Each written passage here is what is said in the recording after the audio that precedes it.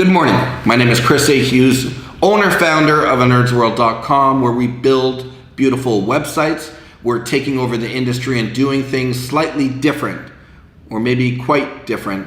I opened up 3 retail stores in downtown Toronto with bright, shiny windows, and customers, potential customers, or just passerbyers can walk in off the street and ask a specialist any question they might have for logo, branding, SEO, photography, videography, and the big one, websites. Darling, you send me, I know you send me.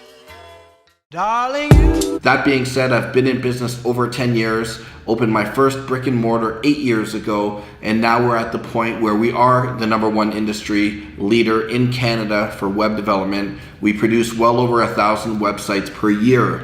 So that's my history in about a minute. Thinking back to my very beginnings, my humble beginnings, when money was really tight and I needed sales to survive, what worked for me and what didn't work. So today's video is going to be on how to create a customized, personal, cold email that's gonna work. So thinking back to 8 years ago, I just opened my storefront. I was hurting for business. My portfolio was non-existent. And if you're in this industry, whether you work for a web development company or you're a freelancer, you'll understand the first question any potential client asks is, can I see your portfolio? What worked for me and what didn't work for me? I would visit local establishments, businesses, restaurants, bars, coffee shops. I would go in with a game plan. I would go in with a budget. I would sit down at a restaurant in the community and I would have a good meal. I would communicate with my waiter. I'd ask certain questions like, what's your best seller? What would you recommend? I would take note in my mind as to the music that's playing, the smell that I'm smelling.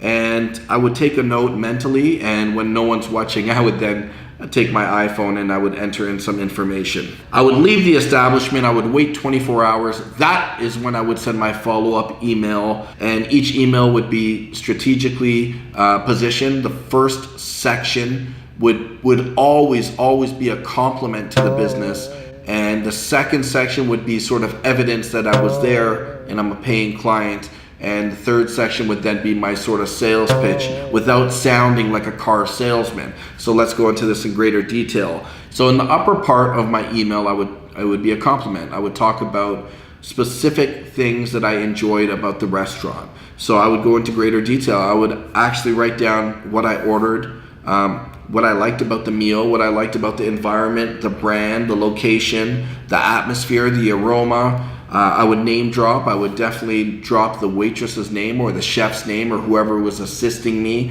and talk about how great their charisma was and their aura. In the second half of the email, I would maybe put evidence, which is, it could be a photograph of the meal or a photograph of myself having fun at your restaurant. This is strategic. I'm putting thought into this when I'm putting this together. And the third portion of the email would be sort of like, hey, I love your establishment and I'll definitely be coming back here again. But while I was here, I noticed so and so and so and so. Whether it be that I was looking through your website online and it was not mobile responsive, or your menu looked a little outdated because there was some whiteout on it and I think we could do a better job, or the signage on the window was sort of peeling because it had been there so long.